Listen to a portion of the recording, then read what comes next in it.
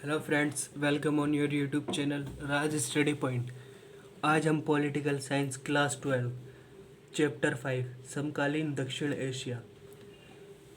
आज हम इस चैप्टर की स्टार्टिंग कर रहे हैं। अगर अभी तक आप हमारे यूट्यूब चैनल को सब्सक्राइब नहीं कर रहा है तो प्लीज़ सब्सक्राइब कर दें और साथ में ही बेल आइकन के बटन को प्रेस करें ताकि हमारी आने वाली वीडियोस की नोटिफिकेशन सबसे पहले आपके पास पहुँचे। तो ज़्यादा टाइम वेस्ट न करते हुए हम चैप्टर को स्टार्ट करते हैं। इस चैप्टर में हम दक्षिण एशिया और उसकी राजनीति के बारे में बात करेंगे।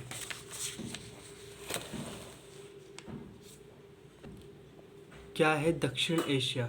सबसे पहले चैप्टर में टॉपिक ये दे रखा है कि दक्षिण एशिया क्या है।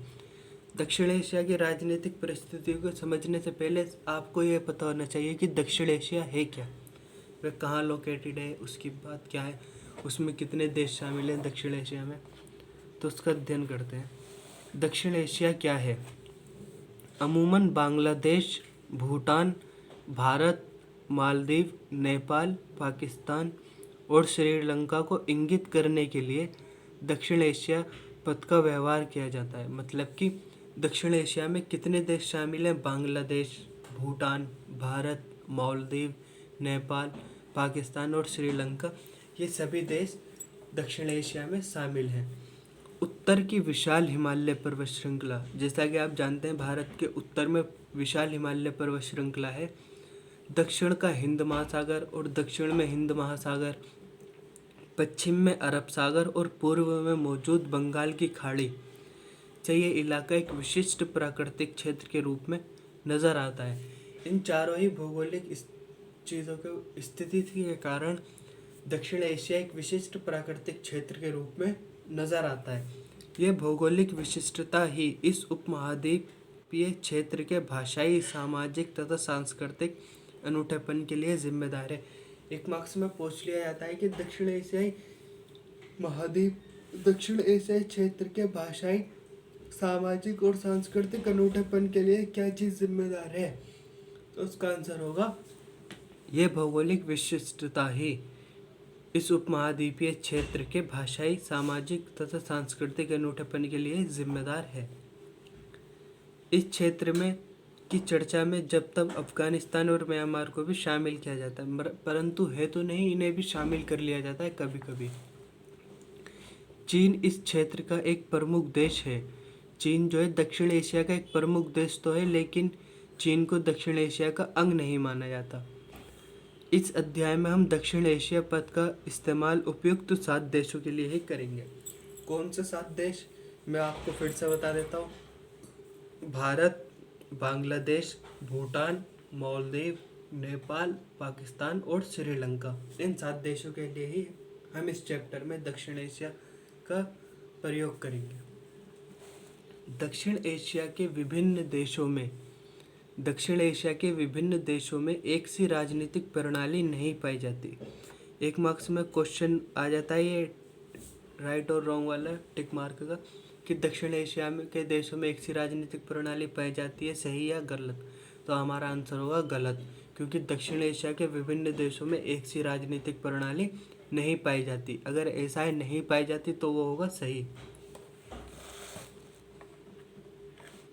अनेक समस्याओं और सीमाओं के बावजूद भारत और श्रीलंका में ब्रिटेन से आज़ाद होने के बाद लोकतांत्रिक व्यवस्था सफलतापूर्वक कायम है।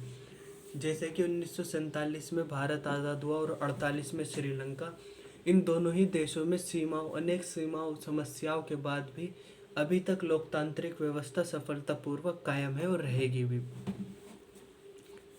भारत में लोकतंत्र के विकास के बारे में आप एक और किताब में विस्तार से पढ़ेंगे, तो ये खाली ऐसी बात है, इसलिए हम इम्पोर्टेंट पढ़ेंगे खाली।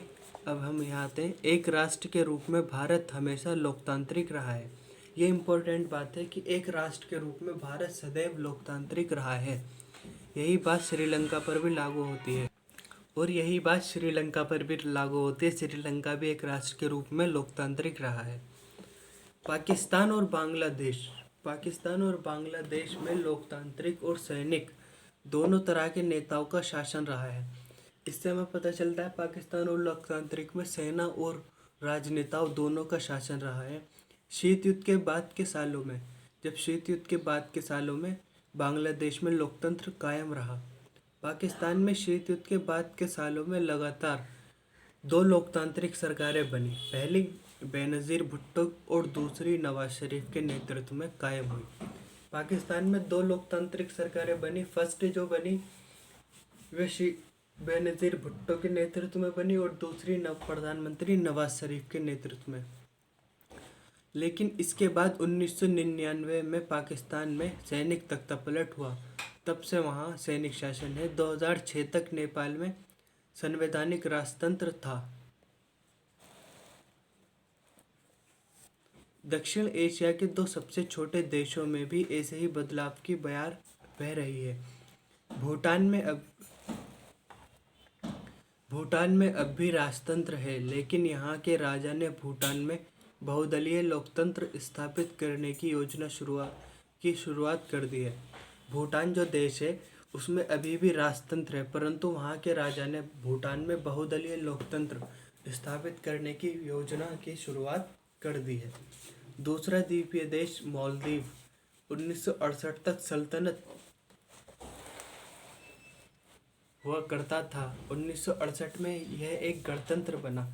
मालदीव जो है 1968 तक एक सल्तनत हुआ करता था और 1968 में मालदीव एक गणतंत्र बना और यहाँ शासन की अध्यक्षात्मक प्रणाली अपनाई गई। मालदीव जब 1968 में एक गणतंत्र बन गया तो वहाँ शासन की अध्यक्षात्मक प्रणाली अपनाई गई। 2005 के जून में मालदीव की संसद में बहुदलीय प्रणाली को अपनाने के पक्ष में एक मत से मतदान किया। 2005 में जून के महीने में मालदीव की संसद में मतदान हुआ, जिसमें मालदीवियंस ने बहुदलीय प्रणाली को अपनाने के पक्ष में एक मत से मतदान दिया। पहले मालदीव जब 1968 में गणतंत्र बना तो वहाँ शासन की अध्यक्षात्मक प्रणाली थी और 2005 में वहाँ की संसद ने मालदीव में बहुदलीय प्रणाली को अपनाने के पक्ष में एक मत से मतदान दिया। Maldivian democratic party MDP, short form है मालदीवियन डेमोक्रेटिक पार्टी की MDP का देश के राजनीतिक मामलों में दबदबा है।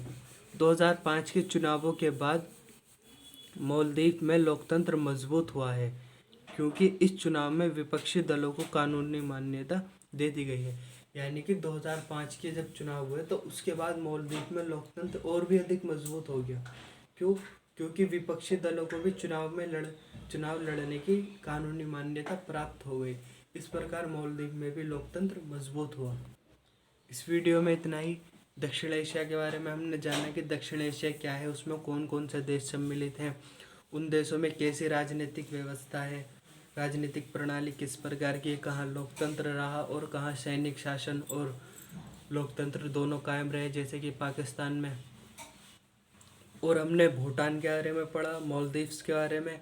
अगर वीडियो अच्छी लगी हो तो वीडियो को लाइक करें, अपने फ्रेंड्स के साथ शेयर करें और हमारे यूट्यूब चैनल राज स्टडी पॉइंट को सब्सक्राइब करें। मिलते हैं नेक्स्ट वीडियो में, तब तक के लिए थैंक यू।